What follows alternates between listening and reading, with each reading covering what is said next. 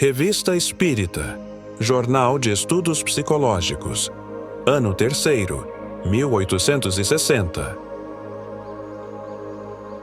O Espiritismo em 1860. Temos o prazer de anunciar que a Revista Espírita dá início ao seu 3º ano de circulação, amparada pelos mais favoráveis auspícios. É com satisfação que aproveitamos o ensejo para testemunhar aos leitores a nossa gratidão pelas provas de simpatia que temos recebido diariamente.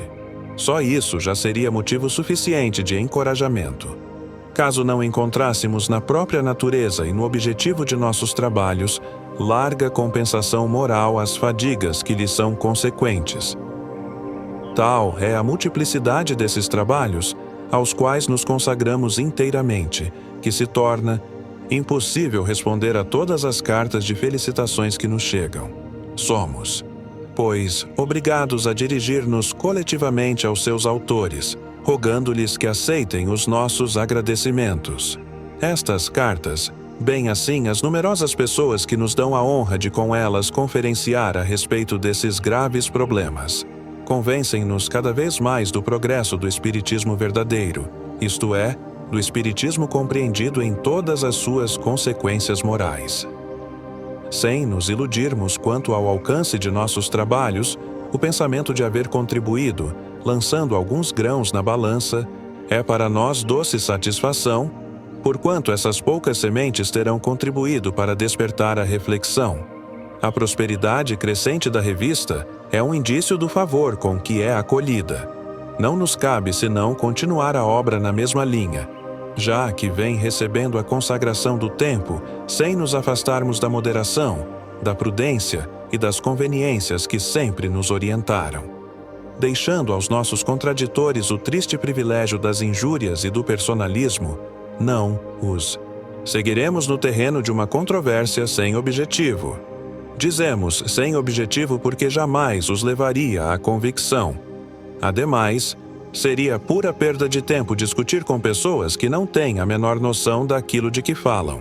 Só temos uma coisa a dizer-lhes: estudai primeiro, depois veremos. Temos mais que fazer do que falar a quem não quer ouvir. Afinal de contas, o que importa a opinião contrária deste ou daquele? Terá essa opinião tão grande importância que possa deter a marcha natural das coisas? As maiores descobertas encontraram os mais rudes adversários, sem que por isso fossem prejudicadas. Assim, deixando a incredulidade unir a nossa volta, jamais nos desviaremos do caminho que nos é traçado pela própria gravidade do assunto que nos ocupa. Dissemos que as ideias espíritas estão em franco progresso. Com efeito, desde algum tempo ganharam imenso terreno. Dir-se-ia que estão no ar. Não. Certamente, em razão do barulho da grande e da pequena imprensa. Se elas progridem, apesar de tudo e contra tudo, não obstante a má vontade encontrada em certas regiões, é porque possuem vitalidade suficiente para se bastarem a si mesmas. Quem se der ao trabalho de aprofundar a questão do espiritismo, encontra nele uma satisfação moral tão grande, a solução de tantos problemas que inutilmente havia pedido às teorias vulgares.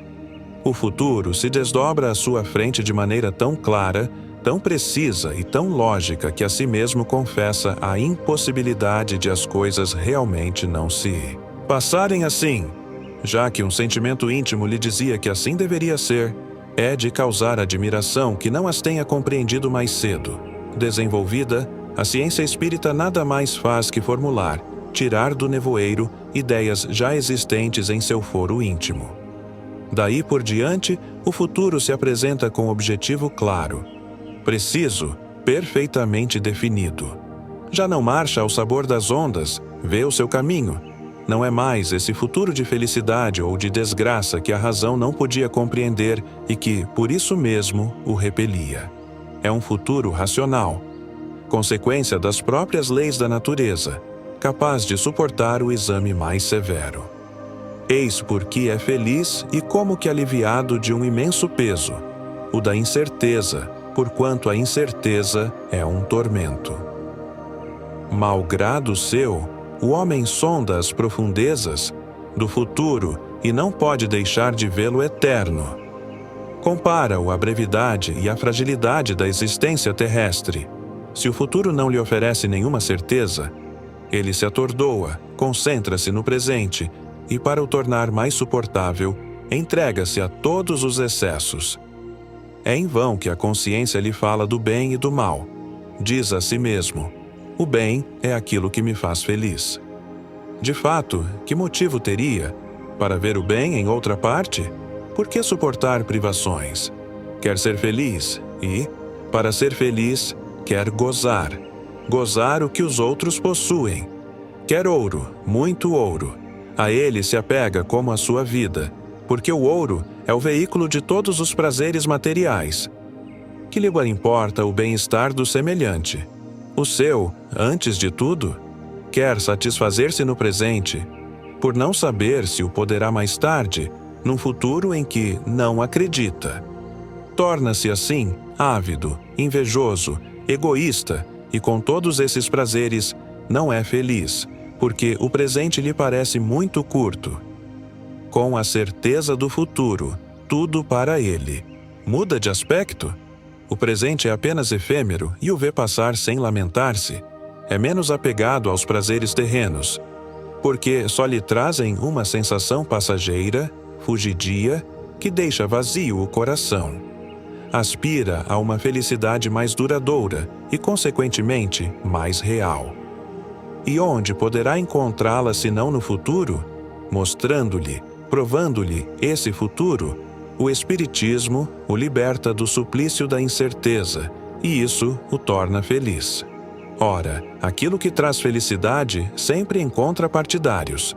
Os adversários do Espiritismo atribuem sua rápida propagação a uma febre supersticiosa que se apodera da humanidade: o amor do maravilhoso.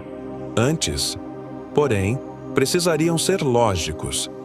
Aceitaremos o seu raciocínio, se é que a isso podemos chamar raciocínio, quando tiverem explicado claramente por que essa febre atinge justamente as classes esclarecidas da sociedade, em vez das ignorantes. Quanto a nós, dizemos que é porque o Espiritismo apela ao raciocínio e não à crença cega, que as classes esclarecidas o examinam, refletem e o compreendem. Ora, as ideias supersticiosas não suportam o exame. Aliás, todos vós que combateis o Espiritismo, chegais a compreendê-lo? Estudastes, perscrutastes seus detalhes, pesastes maduramente todas as suas consequências? Não, 1000 vezes não. Falais de algo que não conheceis. Todas as vossas críticas, e não falo das tolas, vulgares e grosseiras diatribes, despidas de qualquer raciocínio e que não têm nenhum valor, refiro-me às que, pelo menos, têm aparência de seriedade. Todas as vossas críticas, repito, acusam a mais completa ignorância do assunto. Para criticar é necessário poder opor raciocínio a raciocínio, prova a prova. Será isto possível sem conhecimento aprofundado do assunto de que se trata? Que pensaríeis de quem pretendesse criticar um quadro sem possuir, pelo menos em teoria, as regras do desenho e da pintura? Discutir o mérito de uma ópera sem saber música? Sabeis a consequência de uma crítica ignorante? É ser ridícula e revelar falta de juízo.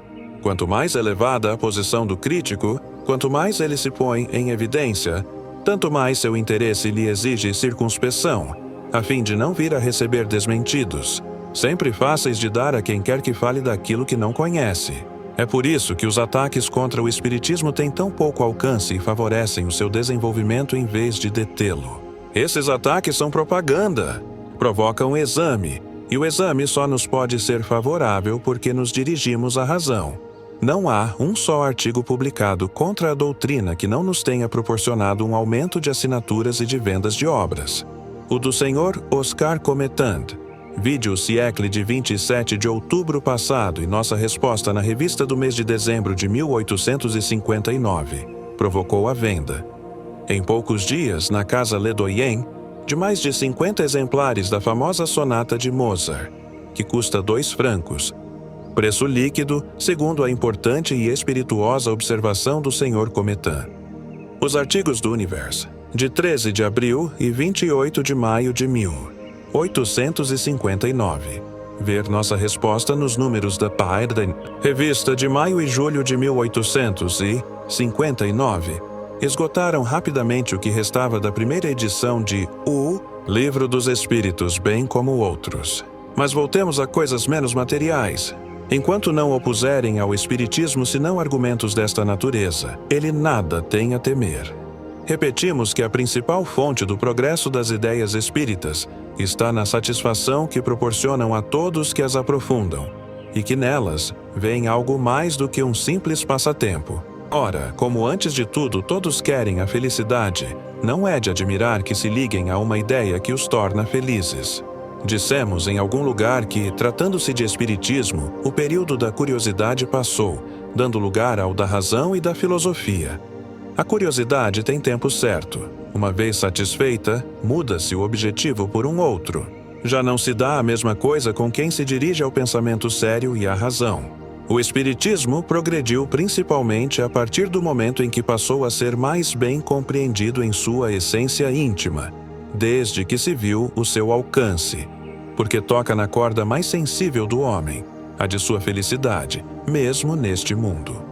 Aí reside a causa de sua propagação, o segredo da força que o fará triunfar. Vós todos que atacais o espiritismo, quereis um meio seguro de combatê-lo com sucesso? Eu vô-lo indico. Substituí-o por algo melhor. Encontrai uma solução mais lógica a todas as questões que ele resolve. Dai ao homem outra certeza que o torne mais feliz, e compreendei bem o alcance da palavra certeza, porque o homem só aceita como certo o que lhe parece lógico. Não vos contenteis em dizer que isso não é, pois é muito fácil. Provai, não pela negação, mas pelos fatos, que isso não é, jamais foi e não pode ser. Provai, finalmente, que as consequências do espiritismo não tornam melhores os homens, pela prática da mais pura moral evangélica, moral muito elogiada, mas pouco praticada. Quando tiverdes feito isso, serei o primeiro a inclinar-me perante vós. Até lá, permiti que encare vossas doutrinas, que são a negação completa do futuro, como a fonte do egoísmo, verme que corrói a sociedade e, consequentemente, como um verdadeiro flagelo. Sim, o espiritismo é forte, mais forte do que vós, porque se apoia nos próprios alicerces da religião, Deus, a alma e as penas e recompensas futuras, baseadas no bem e no mal que se faz. Vós vos apoiais na incredulidade. Ele convida o homem à felicidade, à esperança, à verdadeira fraternidade.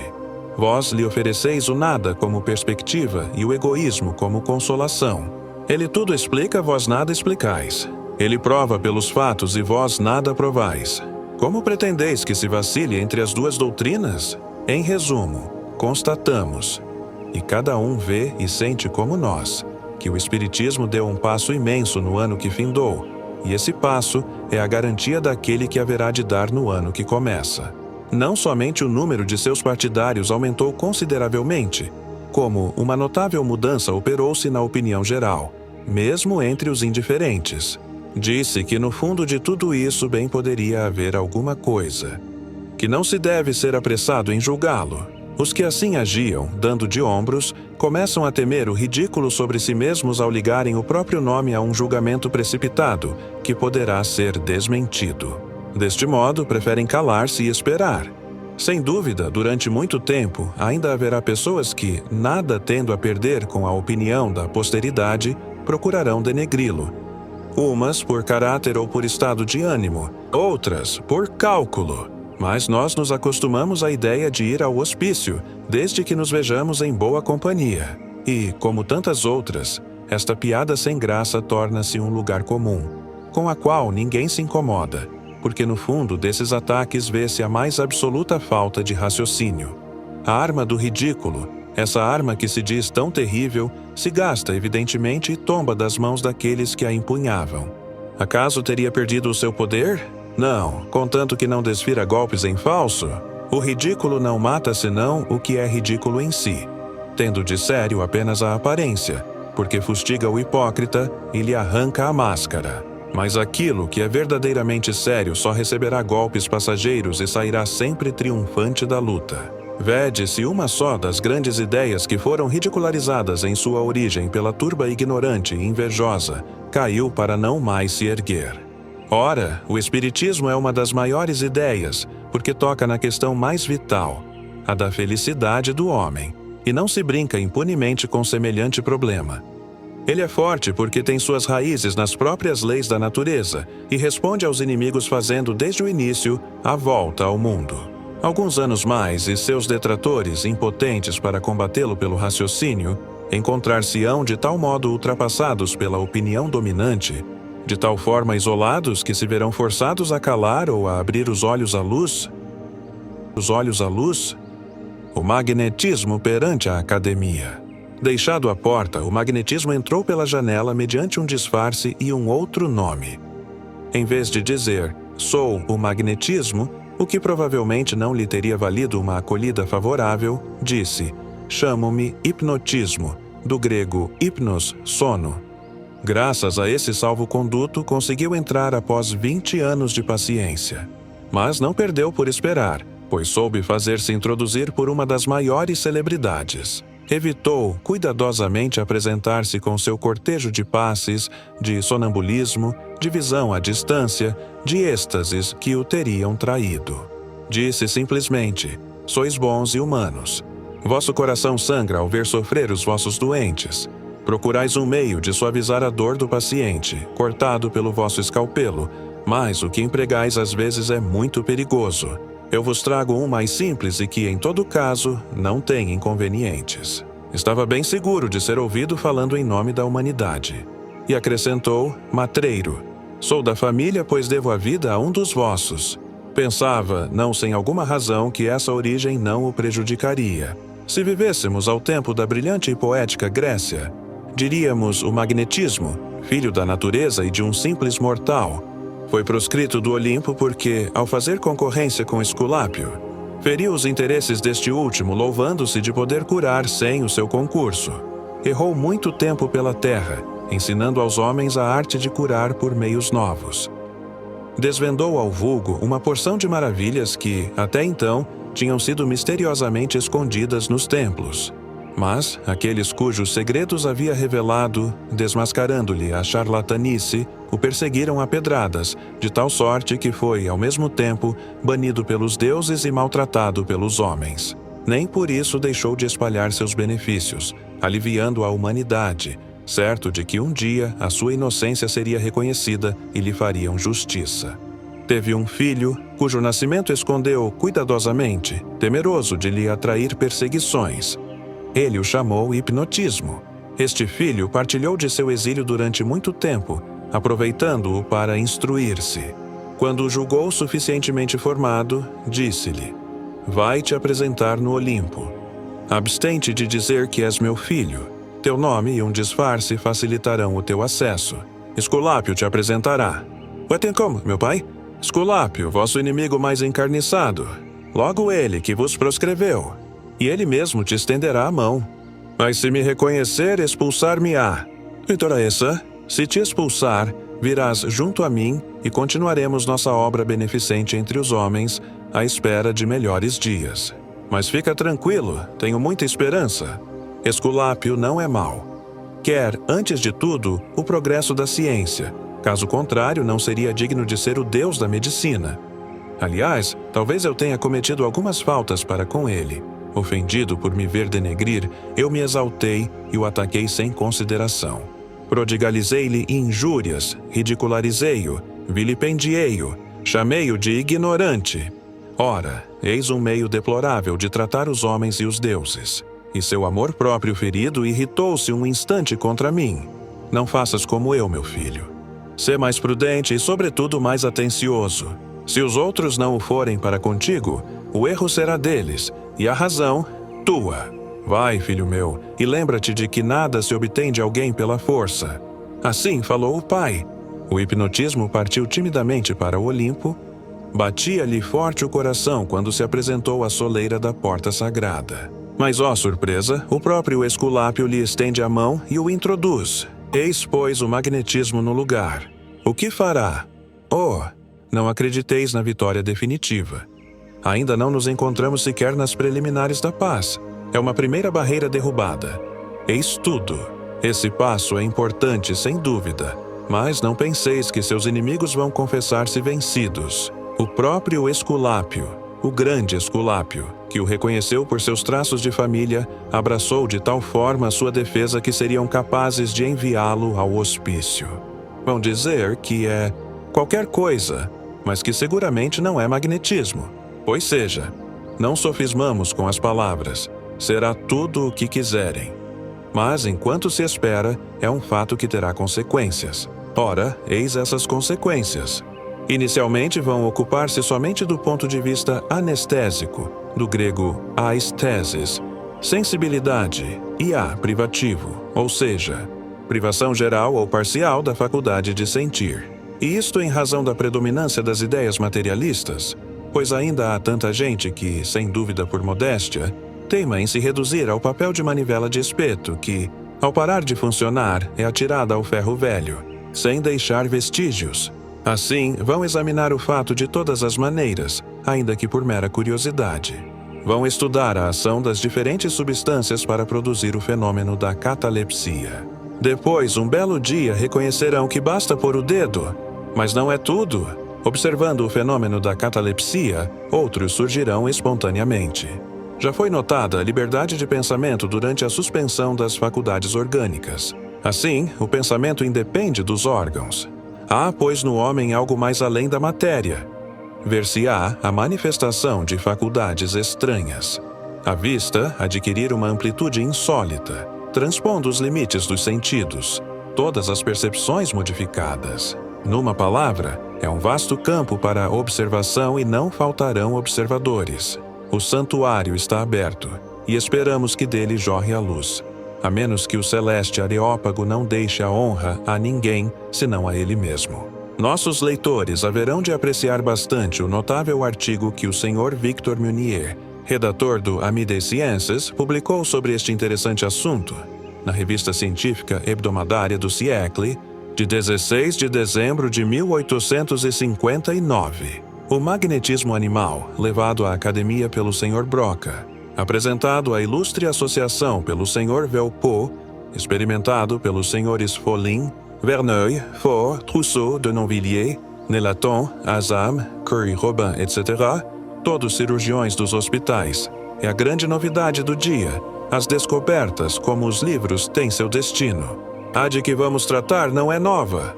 Data de uns 20 anos, e nem na Inglaterra, onde nasceu, nem na França, onde no momento não se ocupa de outra coisa, a publicidade lhe faltou.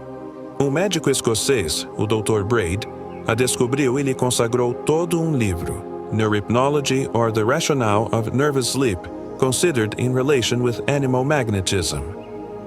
O Dr. Carpenter, célebre médico inglês, analisou cuidadosamente a descoberta do Dr. Braid no artigo Sleep, Sono, da Enciclopédia de Anatomia e Fisiologia de Todd, Cyclopedia of Anatomy and Physiology. Um ilustre sábio francês, o Sr. Littré, reproduziu a análise do Dr. Carpenter na segunda edição do Manual de Fisiologia de J. Mueller. Enfim, nós mesmos consagramos um de nossos folhetins da prece, 7 de julho de 1852, ao hipnotismo. É o nome dado pelo Dr. Braid ao conjunto de dados de que se trata. A mais recente das publicações relativas a esse assunto data, pois, de 7 anos. E eis que, no momento em que o julgavam esquecido, ele adquire esta imensa repercussão. Há no hipnotismo duas coisas: um conjunto de fenômenos nervosos e o processo por meio do qual são produzidos. Esse processo, empregado outrora, salvo engano, pelo abade Faria, é de grande utilidade. Consiste em manter um objeto brilhante diante dos olhos da pessoa com a qual se experimenta, a pequena distância da base do nariz, de sorte que não possa olhá-lo senão envesgando os olhos para dentro. Ela deve fixar os olhos sobre ele. A princípio, as pupilas se contraem, depois se dilatam bastante e, em poucos instantes, produz-se o estado cataléptico. Levantando os membros do paciente, estes conservam a posição que lhes dermos. Este é apenas um dos fenômenos produzidos. Dos outros falaremos oportunamente. O Sr. Azan, professor substituto de clínica cirúrgica da Escola de Medicina de Bordeaux. Tendo repetido com sucesso as experiências do Dr. Braid, trocou opiniões com o Dr. Broca, que pensava que as pessoas hipnotizadas talvez fossem insensíveis à dor das intervenções cirúrgicas. A carta que acaba de dirigir à Academia das Ciências é o resumo de suas experiências a respeito. Antes de tudo, porém, devia assegurar-se da realidade do hipnotismo. E o conseguiu sem dificuldades. Visitando uma senhora de cerca de 40 anos, algo histérica e que se mantinha acamada por ligeira indisposição, o Dr. Broca fingia querer examinar os olhos da doente e lhe pedia que fixasse detidamente um pequeno frasco dourado que ele segurava a mais ou menos 15 centímetros de distância da base do nariz daquela senhora.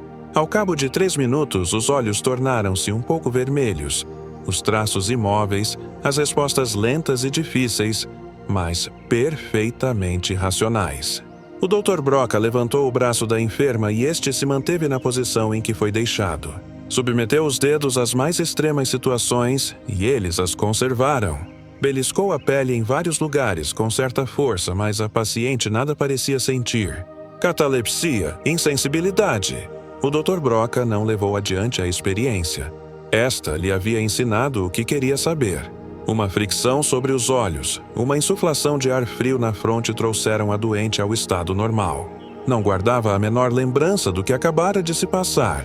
Restava saber se a insensibilidade hipnótica resistiria à prova das intervenções cirúrgicas. Entre os internos do Hospital Necker, no serviço do Dr. Folling, achava-se uma pobre mulher de 24 anos, vitimada por extensa queimadura nas costas e nos 2 membros direitos e por um enorme abscesso extremamente doloroso. Os menores movimentos lhe eram um suplício. Esgotada pelo sofrimento e, ademais, muito pusilânime, essa infeliz pensava com terror na operação que se fazia necessária.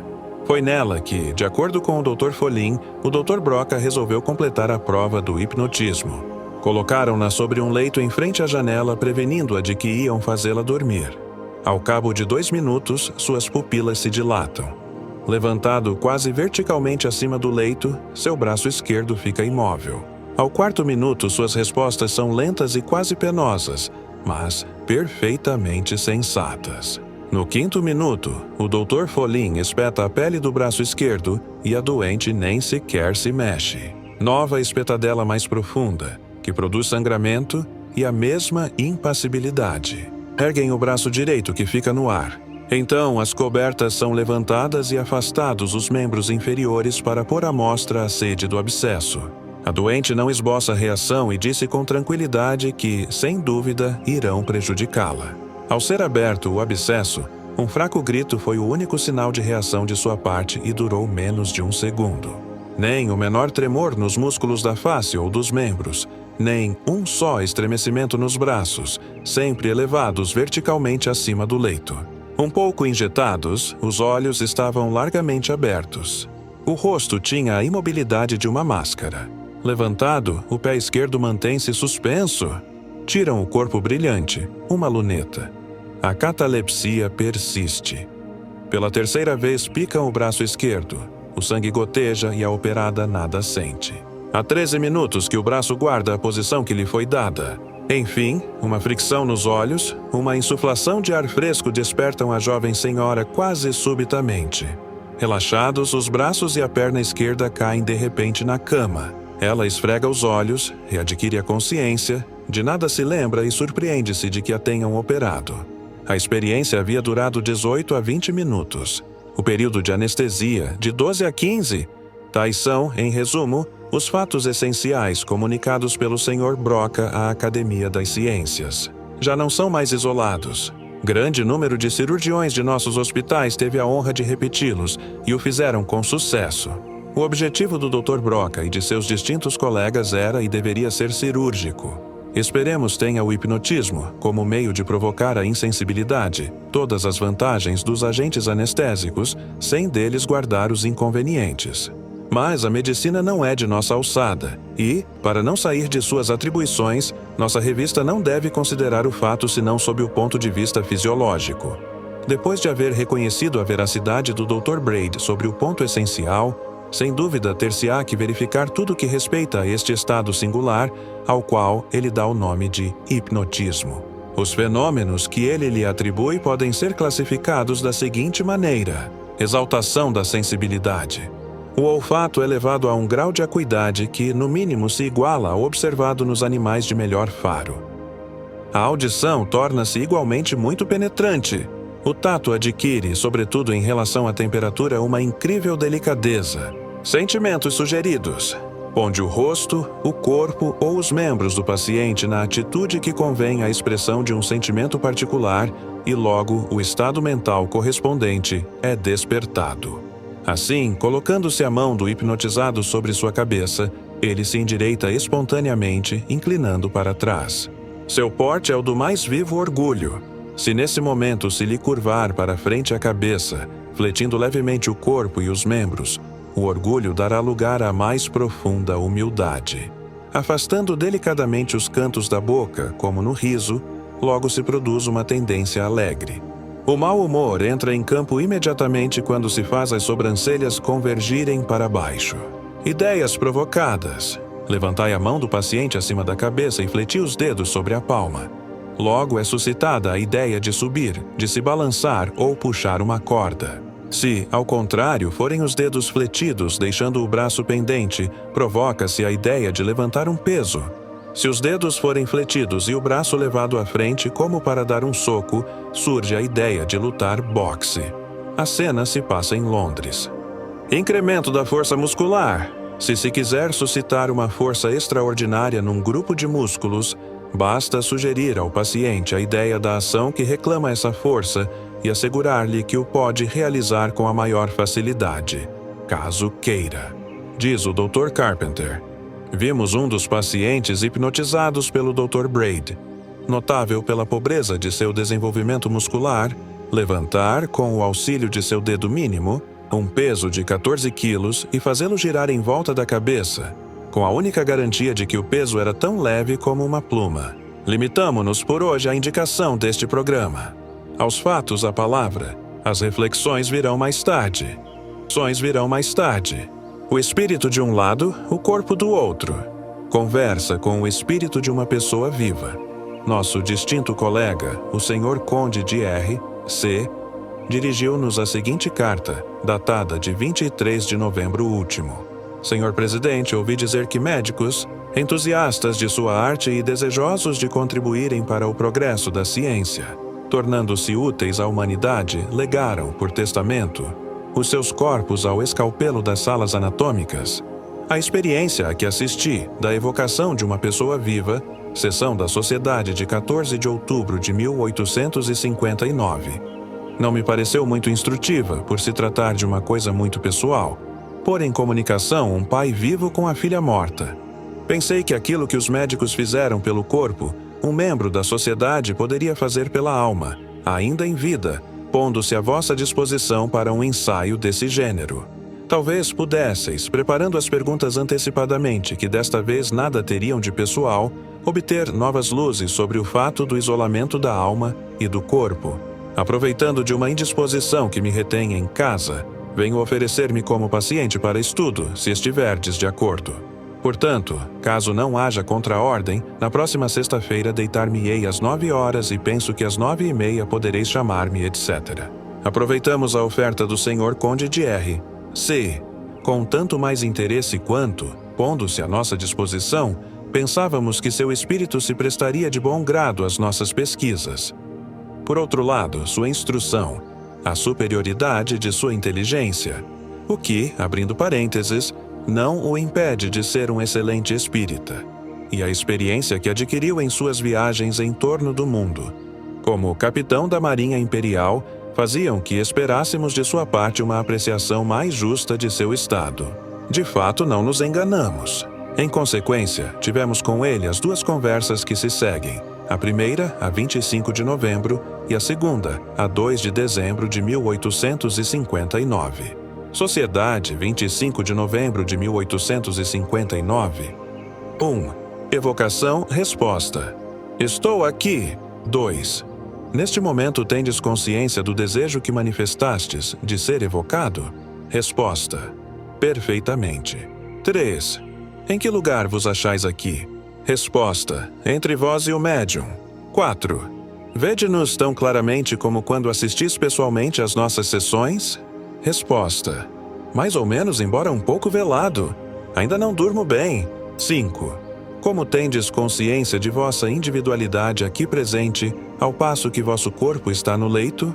Resposta: neste momento meu corpo não me é senão um acessório. Sou eu que estou aqui? Observação: sou eu que estou aqui é uma resposta deveras notável. Para ele, o corpo não é a parte essencial de seu ser. Esta parte é o espírito, que constitui o eu.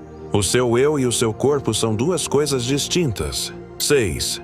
Podeis transportar-vos instantaneamente e à vontade daqui para vossa casa e vice-versa? Resposta: sim. 7. Indo e vindo daqui para vossa casa, tendes consciência do trajeto que fazeis? Vedes os objetos que estão no caminho? Resposta: eu o poderia, mas negligencio fazê-lo. Não me interessam? 8.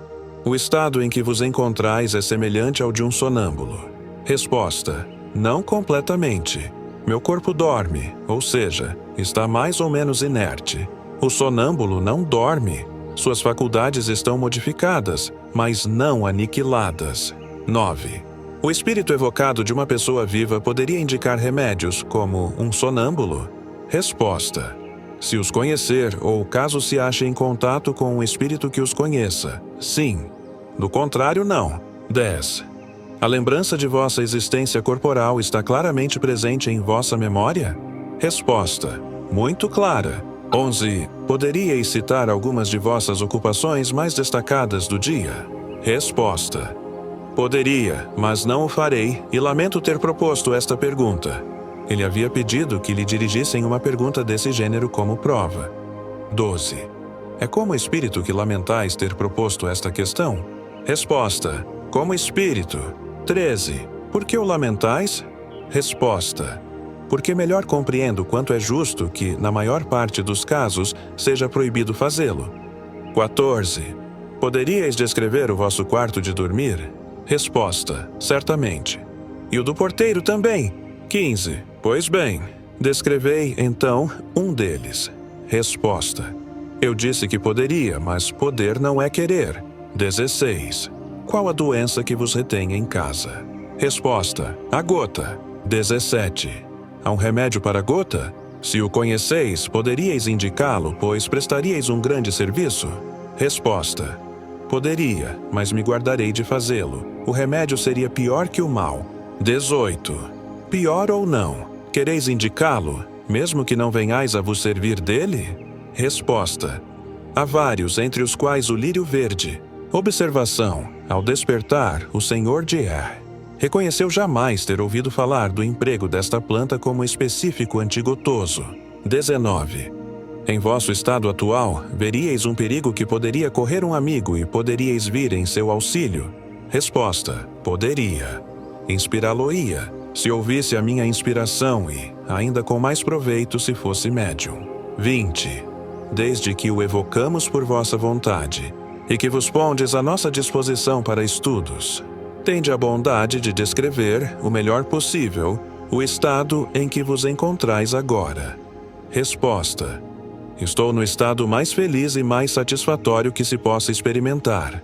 Jamais tivestes um sonho em que o calor do leito vos faz crer que sois levemente embalados no ar, ou na crista de ondas tépidas, sem nenhuma preocupação com os movimentos, sem a menor consciência dos membros pesados e incômodos, a se moverem ou a se arrastarem, numa palavra, sem necessidades a satisfazer, não sentindo o aguilhão da fome nem o da sede, encontro-me neste estado junto a vós, e ainda não vos dei senão uma pequena ideia do que experimento. 21. O estado atual de vosso corpo sofre alguma modificação fisiológica em razão da ausência do espírito? Resposta: de modo algum. Estou no estado a que chamais primeiro sono.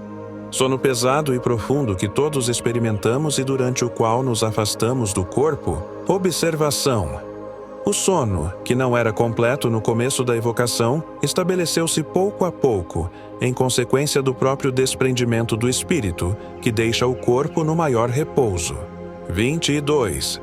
Se, em razão de um movimento brusco, vosso corpo é instantaneamente despertado enquanto vosso espírito aqui está, o que aconteceria? Resposta: o que é brusco para o homem é muito lento para o espírito, que sempre tem tempo de ser avisado. 23. A felicidade que acabais de descrever e que desfrutais em vosso estado de liberdade tem alguma relação com as sensações agradáveis que por vezes se experimenta nos primeiros momentos da asfixia?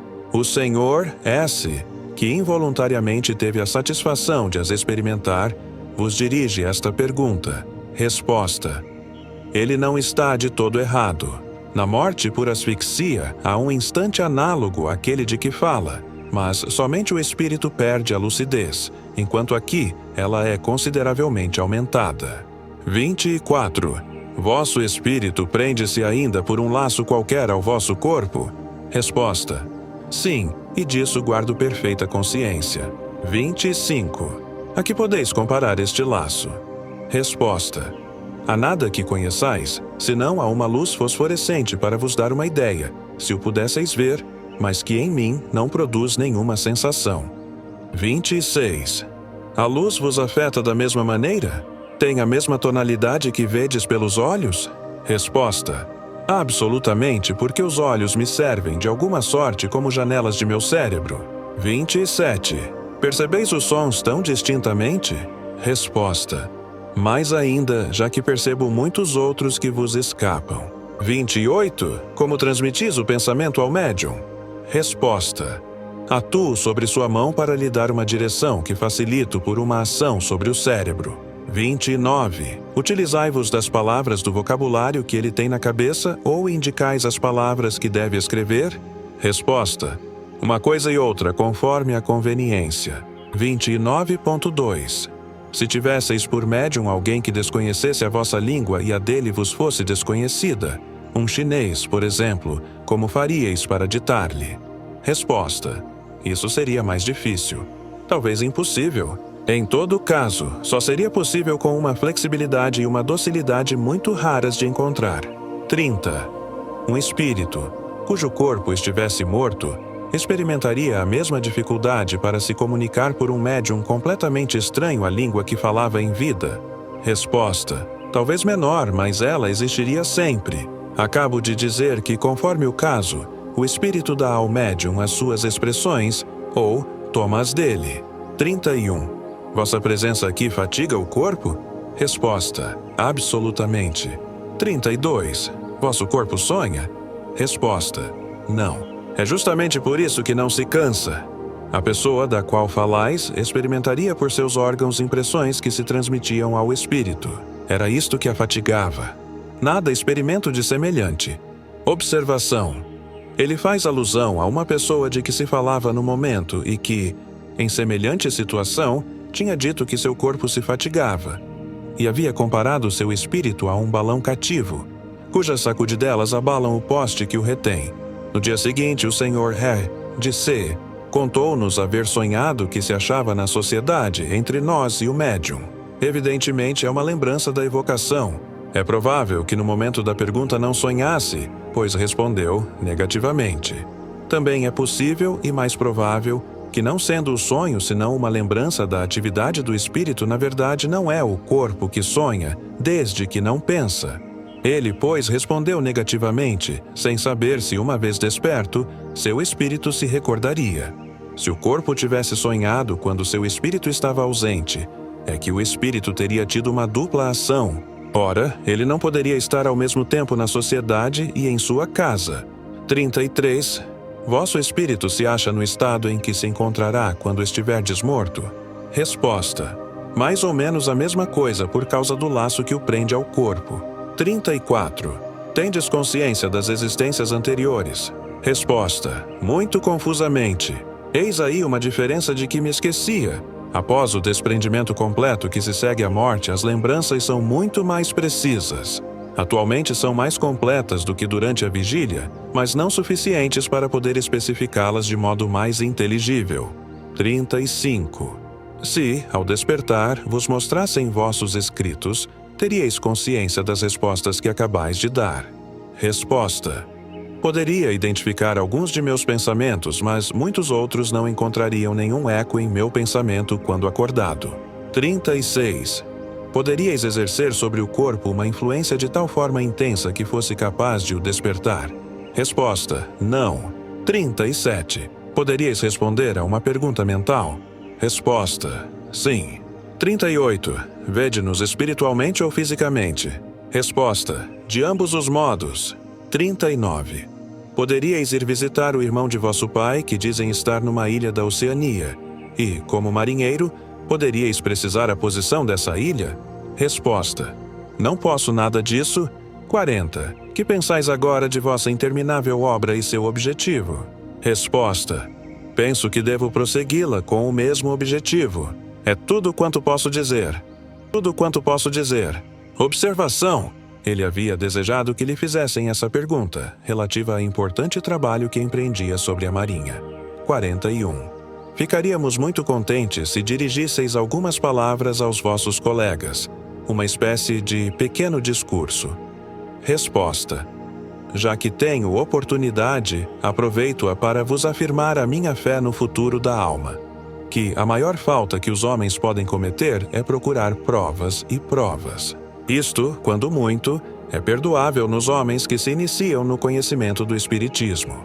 Já não vos repetiram milhares de vezes que é preciso crer, porque se compreende e se ama a justiça e a verdade, e que, se dessemos satisfação a uma dessas perguntas pueris, os que pretendessem fazê-la para se convencerem não deixariam de fazer outras no dia seguinte e perderíeis, infalivelmente, um tempo precioso, fazendo os espíritos lerem a sorte.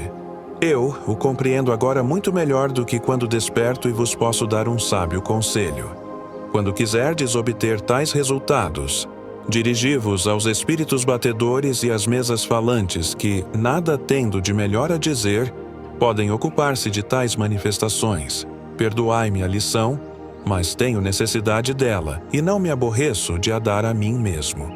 Segunda conversa, 2 de dezembro de 1859. 42. Evocação, resposta: eis-me aqui. 43. Dormis bem? Resposta: não muito, mas irei. 44. No caso particular em que vos encontrais, julgais útil fazer a evocação em nome de Deus, como se fosse o espírito de um morto. Resposta: por que não? Por não estar morto, credes que Deus me seja indiferente? 45. Considerando-se que vos achais aqui, se vosso corpo recebesse uma picada, não bastante forte para vos despertar, mas suficiente para vos fazer estremecer, vosso espírito a sentiria. Resposta: meu corpo não a sentiria. 46. Vosso espírito teria consciência do fato? Resposta: nenhuma. Mas notai que me falais de uma sensação leve e sem nenhum alcance em termos de importância, seja para o corpo, seja para o espírito. 47. A propósito da luz, dissestes que ela vos parece como se estivesseis em vigília, considerando-se que vossos olhos são como janelas por onde ela chega ao cérebro. Compreendemo-lo em relação à luz percebida pelo corpo, mas neste momento não é o vosso corpo que vê. Vedes ainda por um ponto circunscrito ou por todo o ser? Resposta: é muito difícil vos fazer compreender. O espírito percebe as sensações sem intermédio dos órgãos e não tem ponto circunscrito para percebê-las. 48. Insisto novamente em saber se os objetos, o espaço que vos cerca, tem para vós a mesma cor de quando estáis desperto.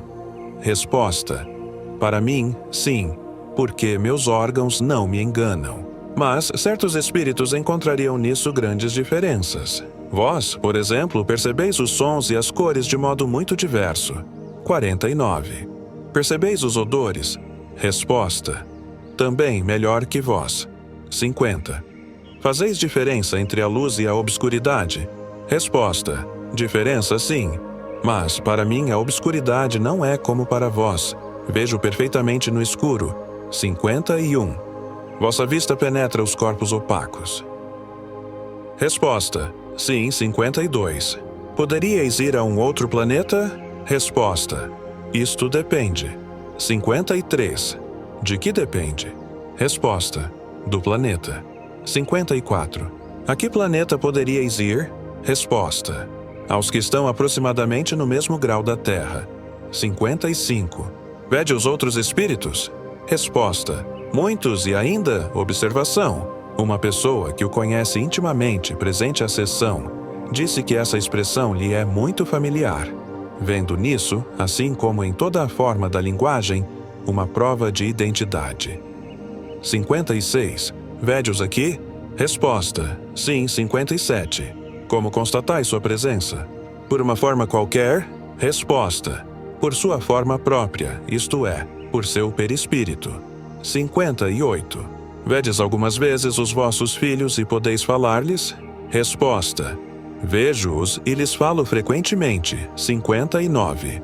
Dissestes: meu corpo é um acessório. Sou eu que estou aqui. Esse eu é circunscrito, limitado, tem uma forma qualquer? Em suma, como vos vedes? Resposta: é sempre o perispírito. 60. Então, para vós, o perispírito é um corpo? Resposta: mas, evidentemente. 61. Vosso perispírito imita a forma de vosso corpo material e vos parece que aqui estáis com o vosso corpo? Resposta: sim, quanto à primeira pergunta. E não quanto à segunda. Tenho perfeita consciência de estar aqui somente com o meu corpo fluídico luminoso. Conselhos de família? Certamente nossos leitores se lembram do artigo que publicamos no mês de setembro último, sob o título de Uma Família Espírita. As comunicações seguintes são muito semelhantes. Com efeito, são conselhos ditados numa reunião íntima, por um espírito eminentemente superior e benevolente. Distinguem-se pelo encanto e pela doçura do estilo, a profundeza dos pensamentos e, além disso, por matizes de extrema delicadeza, apropriados à idade e ao caráter das pessoas a quem eram dirigidas. O Sr. Rabash, negociante de Bordeaux, que serviu de intermediário, houve por bem autorizar a sua publicação. Só podemos felicitar os médiuns que obtêm coisas semelhantes. É uma prova de que tem simpatias felizes no mundo invisível. Castelo de Petbusk, novembro de 1859. Primeira sessão. Foi perguntado ao espírito protetor da família se ele podia dar alguns conselhos aos membros presentes. Ele respondeu: sim. Tenham confiança em Deus e procurem instruir-se nas verdades imutáveis e eternas que lhes ensina o livro divino da natureza. Ele contém toda a lei de Deus. E os que sabem ler e o compreendem são os únicos a seguirem o verdadeiro caminho da sabedoria. Que nada do que vejam seja negligenciado, porquanto cada coisa traz em si um ensinamento e deve, pelo uso do raciocínio, elevar a alma para Deus e dele aproximá-la. Em tudo quanto ferir a inteligência, procurem sempre distinguir o bem do mal. O primeiro, para praticá-lo. O segundo, para evitá-lo. Antes de formular um julgamento, voltem sempre o pensamento para o Eterno, que os guiará ao bem e não os enganará jamais. Segunda sessão. Boa noite, meus filhos. Se me amais, procurai instruir-vos. Reuni-vos muitas vezes com este pensamento. Ponde vossas ideias em comum. É um excelente meio, pois, em geral, não comunicamos senão as coisas que julgamos boas. Temos vergonha das más. Assim, são guardadas em segredo ou só são comunicadas aos que queremos tornar cúmplices. Distinguem-se os bons dos maus pensamentos, porque os primeiros podem, sem nenhum receio, ser transmitidos a todo o mundo, ao passo que os últimos não poderiam, sem perigo, ser comunicados senão a alguns. Quando vos vier um pensamento para julgar de seu valor, perguntai-vos se podeis torná-lo público sem inconveniente e se não fará mal. Se vossa consciência vô-lo autorizar, não temais, vosso pensamento é bom. Dai-vos mutuamente bons conselhos, tendo em vista somente o bem daquele a quem os dais, e não o vosso. Vossa recompensa estará no prazer que experimentareis por terdes sido úteis. A união dos corações é a mais fecunda fonte de felicidades, e, se muitos homens são infelizes, é que só procuram a felicidade para si mesmos. Ela lhes escapa precisamente porque julgam encontrá-la somente no egoísmo. Digo a felicidade, e não a fortuna, porquanto esta última só tem servido como sustentáculo à injustiça, e o objetivo da existência é a justiça. Se a justiça fosse praticada entre os homens, o mais afortunado seria aquele que realizasse maior soma de boas obras. Se, pois quiserdes tornar-vos ricos, meus filhos, praticai muitas ações boas, pouco importam os bens do mundo. Não é a satisfação da carne que se deve buscar, mas a da alma. Aquela é efêmera, esta é eterna. Por hoje é bastante. Meditai estes conselhos e esforçai-vos para pô-los em prática. Aí se encontra o caminho da salvação. Terceira sessão. Sim, meus filhos, eis-me aqui. Tende confiança em Deus, que jamais abandona os que fazem o bem. Aquilo que julgais um mal, por vezes, só o é em relação às vossas concepções. Muitas vezes também, o mal real vem apenas de um desânimo ocasionado por uma dificuldade, que a calma de espírito e a reflexão teriam evitado. Assim, refleti sempre, e, como já vos disse, reportai tudo a Deus. Quando experimentardes qualquer pesar, longe de vos abandonar à tristeza, ao contrário, resisti e fazei todo esforço para triunfar, pensando que nada se obtém sem trabalho e que algumas vezes o sucesso faz-se acompanhar de dificuldades. Invocai em vosso auxílio os espíritos benevolentes. Eles não podem, como vos ensinam, fazer boas obras em vosso lugar, nem obter coisa alguma de Deus para vós. Pois é preciso que cada um ganhe, por si mesmo, a perfeição a que todos estamos destinados, mas podem inspirar-vos o bem, sugerir-vos conduta conveniente e ajudar-vos com o seu concurso. Não se manifestam ostensivamente, mas no recolhimento. Escutai a voz da vossa consciência, lembrando-vos de meus conselhos precedentes, confiança em Deus, calma e coragem. Quarta sessão. Boa noite, meus filhos. Sim, é preciso continuar as sessões até que um médium se manifeste para substituir o que deve deixar-vos. O seu papel de iniciador entre vós está cumprido. Continuai o que começastes, porque também servireis um dia à propagação da verdade que, neste momento, é proclamada no mundo inteiro pelas manifestações espíritas. Persuadi-vos, meus filhos, de que, em geral, o que se entende na terra por espírito não é espírito senão para vós. Depois que esse espírito, ou alma, separa-se da matéria grosseira que o envolve, para vós não tem mais corpo, porque vossos olhos materiais não mais o veem. Mas é sempre matéria, relativamente aos que são mais elevados que ele. Para vós, crianças, vou fazer uma comparação muito imperfeita, mas que poderá dar-vos uma ideia da transformação a que chamais, impropriamente, de morte. Imaginai uma lagarta, que vedes diariamente. Quando se esgota o tempo de sua existência nesse estado, ela se transforma em crisálida.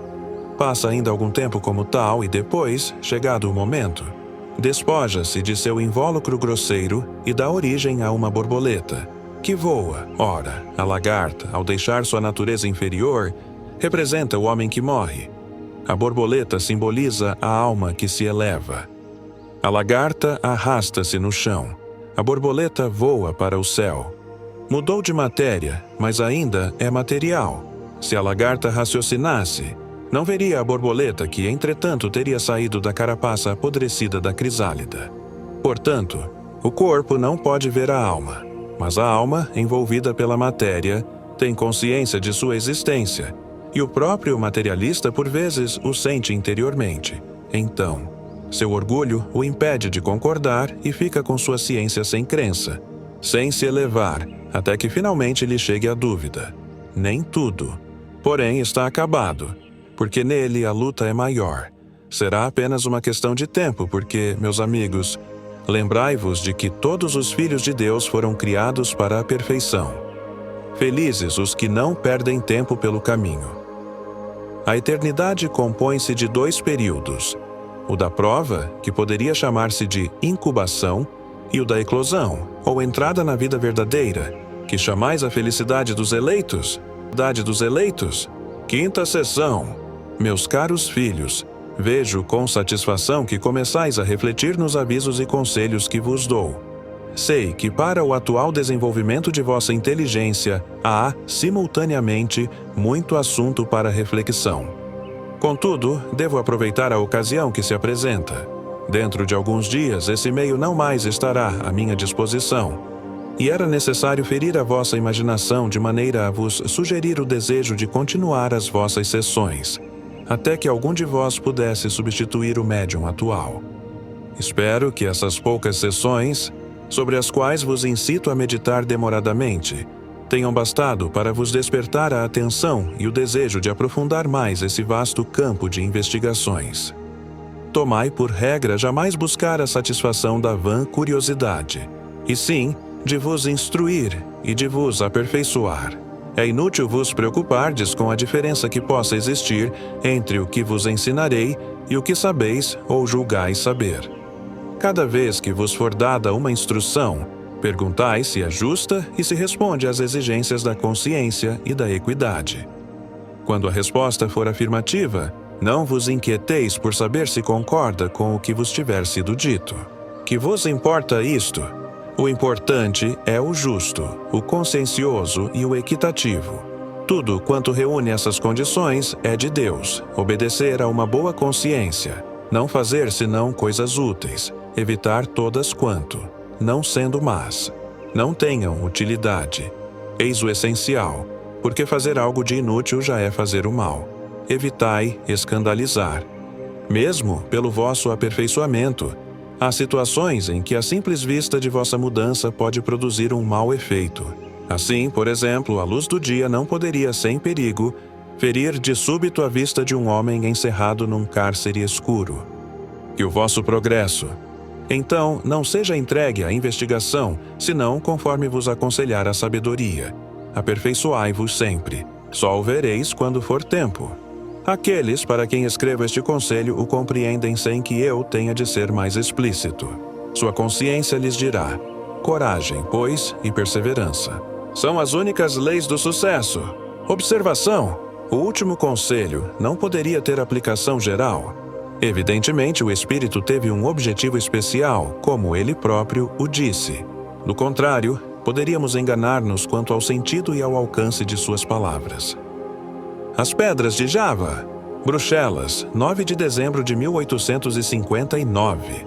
Senhor Diretor, li, na Revista Espírita, o fato relatado por Ida Pfeiffer sobre as pedras caídas em Java, na presença de um oficial superior holandês, com o qual estive muito ligado em 1817, pois foi ele quem me emprestou suas pistolas e serviu de testemunha em meu primeiro duelo. Chamava-se Michiels, de Maastricht, e tornou-se general em Java. A carta que relatava o fato acrescentava que essa queda de pedras, na habitação isolada do distrito de Cheribon, não durou menos de 12 dias, sem que as sentinelas postas pelo general tivessem algo descoberto, nem ele também, durante todo o tempo em que lá ficou.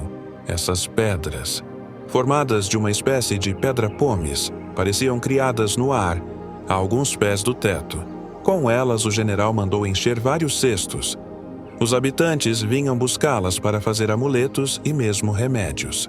Este fato é muito conhecido em Java, pois se repete com muita frequência, sobretudo às cusparadas de Siri. Várias crianças foram perseguidas a pedradas em campo raso, sem serem atingidas. Dir-se-ia que os espíritos fascistas se divertiam em amedrontar as pessoas. Evocai o espírito general Michiels. Talvez ele vos explique o fato. O Dr. Vanden Kerkhove, que durante muito tempo morou em Java, confirmou-me, como vos afirmo, que a vossa revista torna-se cada dia mais interessante, mais moralizadora e mais procurada em Bruxelas. Aceitai, Jobard. O conhecido caráter da senhora Ida Pfeiffer, o cunho de veracidade que marca todos os seus relatos, não nos deixam nenhuma dúvida sobre a realidade do fenômeno em questão, mas compreende-se toda a importância que a ela vem juntar-se a carta do Sr. Jobard, pelo depoimento da principal testemunha ocular encarregada de verificar o fato. e que não tinha o menor interesse em fazê-lo acreditado, se o tivesse reconhecido falso. Em primeiro lugar, a natureza esponjosa dessa chuva de pedras poderia fazer atribuí-la a uma origem vulcânica ou aerolítica, e os céticos não deixariam de dizer que a superstição havia tomado o lugar de um fenômeno natural. Se não contássemos senão com o testemunho dos javaneses, a suposição seria fundada, e as pedras, caindo em campo raso, viriam sem dúvida em apoio dessa opinião, mas o general Michiels e o Dr. Vanden Kerkhove não eram malaios, e sua afirmação tem valor. A essa consideração, por si só muito forte, é preciso acrescentar que as pedras não caíam somente em pleno ar, mas no quarto onde parece que se formavam a alguma distância do teto. É o general quem o afirma? Ora, imaginamos que jamais se tenham visto aerólitos se formarem na atmosfera de um quarto. Admitindo a causa meteorológica ou vulcânica, o mesmo não se poderia dizer das cusparadas de Siri, que os vulcões jamais vomitaram, pelo menos de nosso conhecimento. Afastada essa hipótese pela própria natureza dos fatos, resta saber como tais substâncias puderam ser formadas. Encontraremos sua explicação em nosso artigo do mês de agosto de 1859, sobre o mobiliário de além-túmulo. Correspondência. Toulouse, 17 de dezembro de 1859. Meu caro senhor, acabo de ler vossa resposta ao senhor Oscar Cometant, cujo artigo havia lido. Se esse folhetinista cético, atoleimado e trocista, não se convenceu pelas boas razões que lhe destes, poderia pelo menos reconhecer em vossa resposta a urbanidade do estilo, totalmente ausente da sua prosa. As digressões insossas com que tinha temperado as evocações me pareciam do espírito maligno. Os lamentos com que se referia aos 2 francos que havia custado a sonata, bem mereciam que a sociedade lhe votasse um socorro de 2 francos. Pensais bem, meu caro senhor Allan Kardec, pois sou um espírita por demais ardente para ter deixado sem resposta um artigo em que era citado e posto em causa. Por minha vez, escrevi também ao senhor Oscar Cometant. No dia seguinte à recepção de seu jornal, ele recebeu a seguinte carta: Senhor, tive o prazer de ler vosso folhetim de quinta-feira. Variedades. Como me põe em causa, já que sou citado nominalmente, peço que me concedais permissão para tecer algumas considerações a respeito, que aceiteis, assim como aceitei as espirituosas digressões com que adornastes o relatório das evocações de Mozart e de Chopin. Que quereis gracejar com esse artigo humorístico? O espiritismo? Enganar-vos-íeis redondamente se julgasseis causar-lhe o mais leve dano. Na França, a princípio faz-se gracejos, depois se julga e só se concedem as honras das piadas, as coisas verdadeiramente grandes e sérias, livres de com elas concordar após o exame que merecem. Se o senhor Ledoyen é tão ávido e interesseiro quanto quereis fazer crer, ele vos deve ser extremamente reconhecido por terdes querido, num folhetim de 11 colunas, assegurar o sucesso de uma de suas modestas publicações. É a primeira vez que um artigo tão importante sobre o espiritismo é publicado num grande jornal. Por esse artigo um tanto tumultuado, vejo que o espiritismo já é levado em consideração por seus próprios inimigos. Dir-vos-ei, confidencialmente, que os espíritos nos alertaram que também se servem dos inimigos para o triunfo de sua causa. Assim, não tendes senão que vos manter em guarda, se não vos quiserdes transformar em apóstolo, mau grado vosso. Não vedes no espiritismo mais que charlatanismo moral e comercial. Nós outros, futuros inquilinos do hospício, nele encontramos a solução de uma porção de problemas contra os quais a humanidade se debatia há muitos séculos, a saber, o reconhecimento raciocinado de Deus em todas as suas obras materiais e espirituais, a certeza da imortalidade e da individualidade da alma, provada pelas manifestações dos espíritos, a ciência das leis da justiça divina, estudada nas diversas encarnações dos espíritos, etc., etc. Se nos dessemos ao trabalho de aprofundar um pouco esses assuntos, poderíamos ver que se acham acima de todos os sarcasmos e de todas as zombarias. Por mais que nos considereis sonhadores e alucinados, todos diremos: em lugar do Epur se move de Galileu. Todavia, Deus está lá. Rogo aceites, etc. Briand d'Orgeval, primeiro baixo da ópera cômica do Teatro de Toulouse, ex-pensionista do Sr. Carvalho. Observação: não é de nosso conhecimento que o Sr. Oscar Cometant tenha publicado esta resposta, bem como a nossa. Ora, atacar sem admitir a defesa não é um combate leal. Bruxelas, 23 de dezembro de 1859. Meu caro colega, venho submeter-vos algumas reflexões etnográficas sobre o mundo dos espíritos, com a intenção de corrigir uma opinião assaz generalizada, mas, a meu ver, muito errada no que respeita ao estado do homem após a sua espiritualização. Imagina-se erroneamente que um imbecil, um ignorante, um bruto, torna-se imediatamente um gênio, um sábio, um profeta, desde que deixou seu casulo. É um erro análogo ao de quem admitisse que um celerado, liberto da camisa de força, iria tornar-se honesto. Um tolo ficará esperto e um fanático raciocinará, tão somente porque transpuseram a fronteira do mundo espiritual. Não é nada disso. Levamos conosco todas as nossas conquistas morais, nosso caráter, nossa ciência, nossos vícios e virtudes, à exceção dos que se prendem à matéria. Os coxos, os arolhos e os corcundas não mais o são, mas os velhacos. Os avarentos e os supersticiosos ainda o são. Não é, pois, de admirar que ouçamos os espíritos a pedir preces, desejar que façamos as peregrinações que haviam prometido e, mesmo que se descubra o que haviam escondido, a fim de dá-lo à pessoa a quem o haviam destinado e que a indicam exatamente, estando ela encarnada. Em suma, o espírito que tinha um desejo, um plano, uma opinião, uma crença na Terra quer vê-los realizados. Assim, Hahnemann exclamava: "Coragem, meus amigos, minha doutrina triunfa. Que satisfação para minha alma." Quanto ao Dr. Gall, sabeis o que ele pensa de sua ciência. Assim como Lavater, Swedenborg e Fourier, o qual me disse que seus alunos haviam truncado a sua doutrina, querendo ultrapassar a fase do garantismo, que ele me felicita por continuar. Numa palavra, todos os espíritos que professam uma religião, uma idolatria ou um cisma, por convicção, persistem nas mesmas crenças, até serem esclarecidos pelo estudo e pela reflexão. Tal é o móvel de minhas preocupações neste momento, e evidentemente é um espírito lógico que as dita, porque, há uma hora, não pensava senão em recolher-me ao leito e acabar a leitura do excelente opúsculo da senhora Henry Gauguin, sobre os piedosos preconceitos dos baixo-bretões contra as novas invenções. Continuando vossos estudos, reconhecereis que o mundo de além-túmulo nada mais é que a imagem da guerreotipada deste, que, como sabeis, encerra espíritos malignos como o diabo e maus como os demônios. Não é de admirar que as pessoas simples se enganem e interditem todo o comércio com eles, o que as priva da visita dos bons e grandes espíritos, menos raros lá em cima do que aqui embaixo, pois os há de todos os tempos e em todos os lugares. E estes só nos querem dar bons conselhos e nos fazer o bem, enquanto sabeis com que repugnância e com que cólera os maus respondem ao apelo forçado.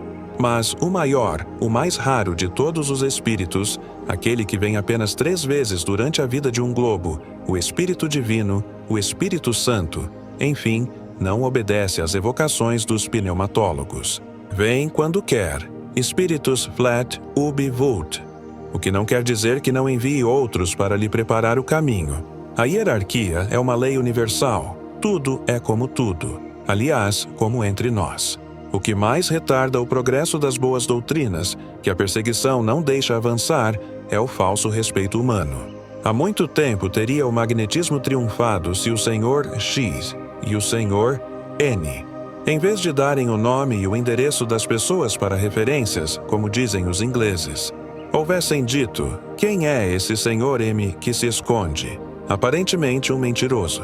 E esse Senhor J, um farsista, ou antes, um ser em quem não se deve confiar, porquanto não se oculta nem se mascara senão para fazer mal e mentir. Hoje, que as academias finalmente já aceitam o magnetismo e o sonambulismo, primos irmãos do Espiritismo, é necessário que seus partidários se disponham a assumi-lo com todas as letras. O medo do que dirão é um sentimento covarde e mau. A ação de subscrever aquilo que se viu, que se crê, não deve mais ser considerada como um traço de coragem. Deveis, pois, persuadir vossos adeptos a fazerem o que sempre tenho feito: assinar. Jobard, observação. Estamos perfeitamente de acordo em todos os pontos com o Sr. Jobard. Inicialmente, suas observações sobre o estado do espírito são perfeitamente exatas. Quanto ao segundo ponto, como ele, aspiramos ao momento em que a dúvida do que dirão não deterá mais ninguém. Mas que quereis? É preciso levar em conta a fraqueza humana. Uns começam, e o Sr. Jobard terá o mérito de ter dado o exemplo. Ficais certos de que outros seguirão quando virem que se pode pôr o pé de fora sem ser mordido. Para tudo é preciso tempo. Ora, o tempo chega mais depressa do que pensa o Sr. Jobard.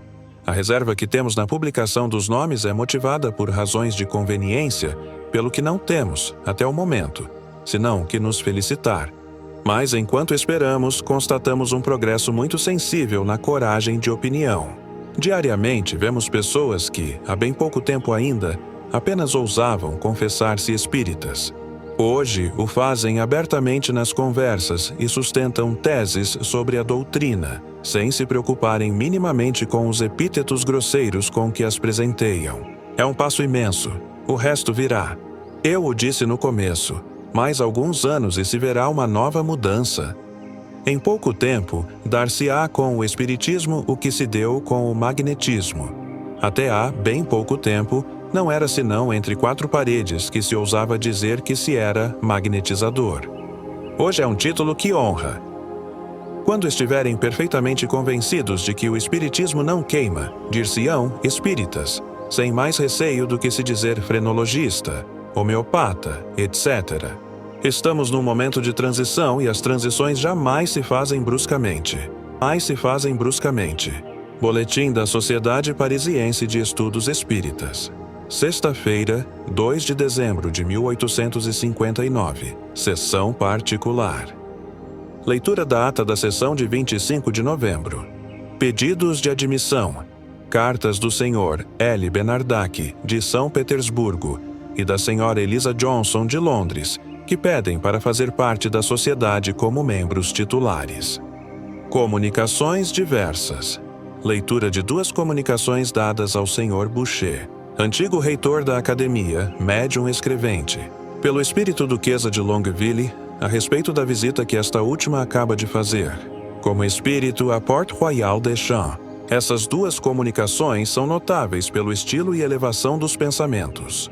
Provam que certos espíritos revêem com prazer os lugares onde viveram e experimentam o encanto da saudade. Sem dúvida, quanto mais desmaterializados, menos importância dão às coisas terrenas, mas alguns ainda se ligam a elas por muito tempo após a morte, parecendo continuar no mundo invisível as ocupações que tinham neste mundo, ou, pelo menos, tomando certo interesse por elas. Estudos, primeiro. Evocação do Sr. Conde Desbacins de Richmond, falecido em junho de 1859, e que, há mais de 10 anos, professava ideias espíritas. Essa evocação confirma a influência de tais ideias sobre o desprendimento do espírito após a morte. Segundo, evocação da irmã Marta, morta em 1824. Terceiro, segunda evocação do Sr. Conde de Erdenen C., membro da sociedade, retido em sua casa por uma indisposição, seguida de perguntas que lhe são dirigidas sobre o isolamento momentâneo do espírito e do corpo durante o sono. Publicada neste número. Sexta-feira, 9 de dezembro, sessão geral. Leitura da ata da sessão de 2 de dezembro. Comunicações diversas. O Sr. de la Roche transmite notícias sobre notáveis manifestações ocorridas numa casa de Castelnaudary. Os fatos são relatados na nota que precede o relato da evocação ocorrida e que será publicada. Estudos, primeiro. Evocação do rei de Canala, Nova Caledônia, já evocado a 28 de outubro, mas que então havia escrito com muita dificuldade e prometera exercitar-se para escrever de modo mais legível. Dá curiosas explicações sobre a maneira empregada para se aperfeiçoar. Será publicada com a primeira evocação. Segundo, evocação do espírito de Castelnaudary.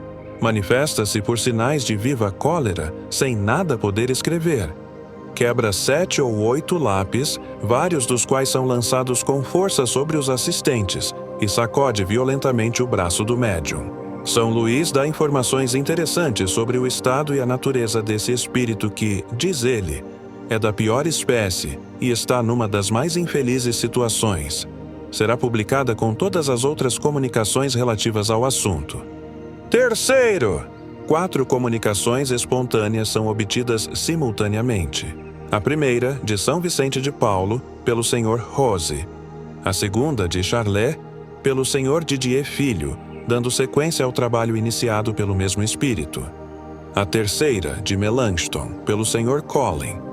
E a quarta, de um espírito que deu o nome de Micael, protetor das crianças, pela Senhora de Boyer. Sexta-feira, 16 de dezembro de 1859. Sessão particular. Leitura da ata.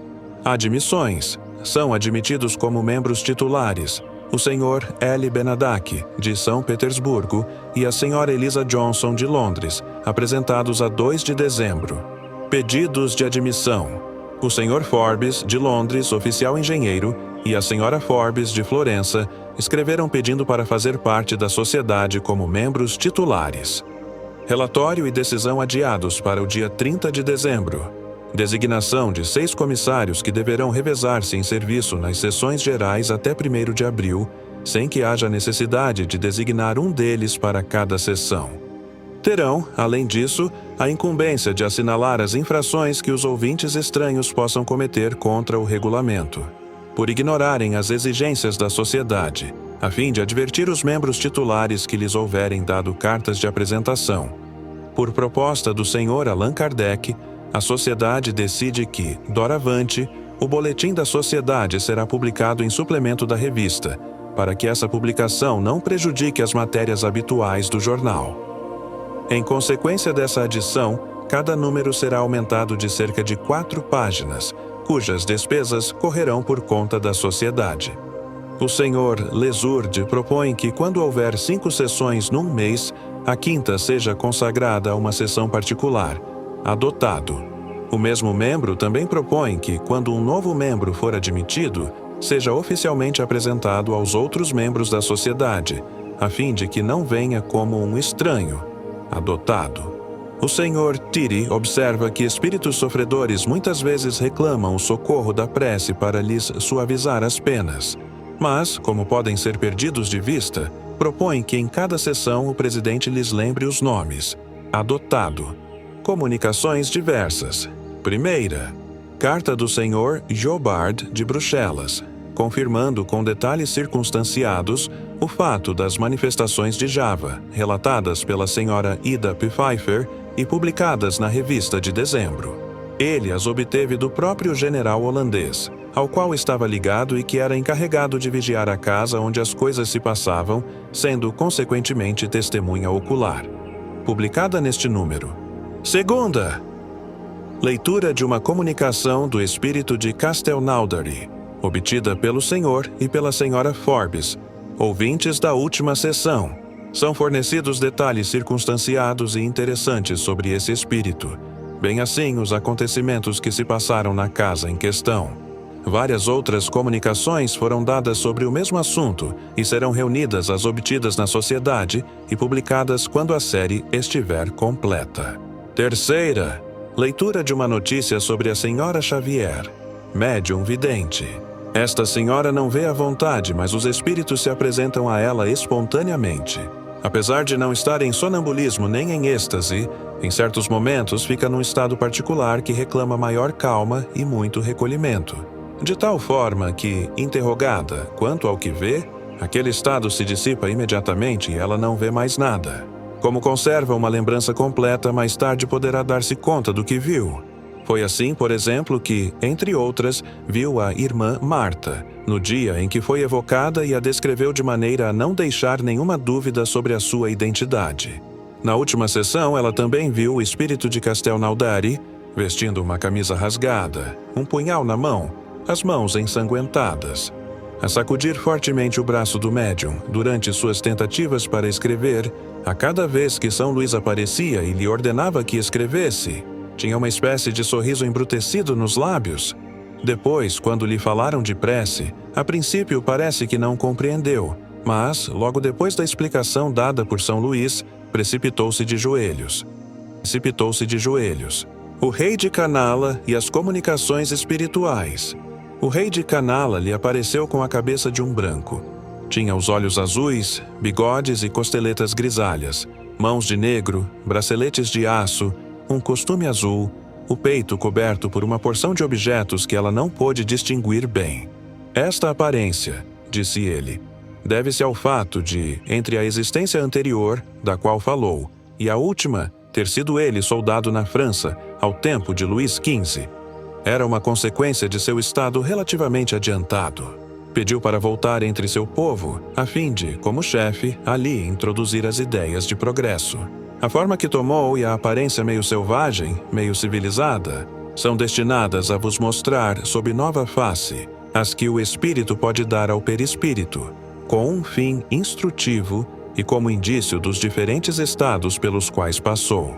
A senhora X ainda viu os espíritos evocados virem responder à evocação e às perguntas, que nada tinham de repreensível quanto ao seu objetivo, e, a ordem de São Luís, retirarem-se para que os espíritos presentes respondessem em seu lugar, já que as perguntas tomavam um caráter insidioso. A maior boa-fé e a maior franqueza deviam ditar as perguntas. Nenhuma intenção dissimulada, acrescenta o espírito interrogado a respeito pelo marido daquela senhora. Nos escapa. Jamais procureis atingir o vosso objetivo por caminhos tortuosos, pois assim o perdereis infalivelmente. Ela via uma coroa fluídica cingir a cabeça do médium, como para indicar os momentos durante os quais era interdito aos espíritos não chamados de se comunicarem, porque as respostas deveriam ser sinceras.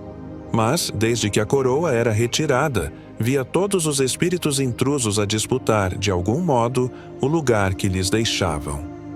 Enfim, viu o Espírito Senhor Conde de Inhá, sob a forma de um coração luminoso invertido, unido a um cordão fluídico que vinha de fora. Primeiro, disse ele, era para nos ensinar que o espírito pode dar a seu perispírito a aparência que quiser, e, depois, porque poderia ter havido o inconveniente, para a médium de encontrar-se frente a frente com um espírito encarnado, que tivesse visto como espírito desprendido.